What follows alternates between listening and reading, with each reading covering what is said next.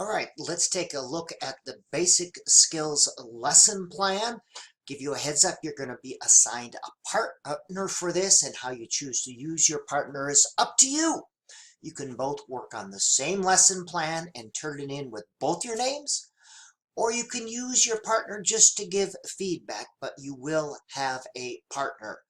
You and or your partner will choose one skill to teach. And here are the skills from which to choose. You can choose to teach students a word identification strategy. And this is for approximate grade levels 2 through 4. Context clues, word parts, phonemic analysis. You are teaching them a strategy, how to do it. All right, at the end of your lesson, students should be able to see an unknown word in print and use a word identification strategy. So you're going to take one of these skills and break it down into parts so students can do it. You may also choose to do a study skill strategy, and here are 5 of them. And all of these are described in the text, so go back and get that information. Or a cognitive process related to comprehension. These are all types of thinking skills. Use the graphic organizers that are described in the text. So choose one skill to teach. Now here is the skills lesson plan form that you will use. You'll use a purpose statement. Students will learn how to, not a behavioral objective. Real teachers think in terms of purpose statement. So students will learn how to or be able to. The input. Use list or outline form. Students have trouble with this, so I'm going to say it twice. Use list or outline form, not a paragraph, not narrative form. This is the information students need to know. Include everything that they need to know. Step 1, step 2, step 2, 3. You're going to have to define this. Assume that students know nothing. Use kid terms. Explain it, what it is. You're going to have to model it. This is what it is. This is what it's used for. Watch me as I do it. In your lesson plan, you'll need a visual display of some sort. I would recommend that you use a PowerPoint or Prezi or some such thing. And again, use list or outline form with short, abbreviated sentences, just like I'm using here, so you can see the structure and the sequence. You'll need to use guided practice. This is scaffolded instruction. This is where the whole class goes through it together. You keep students actively engaged. They're doing it with you.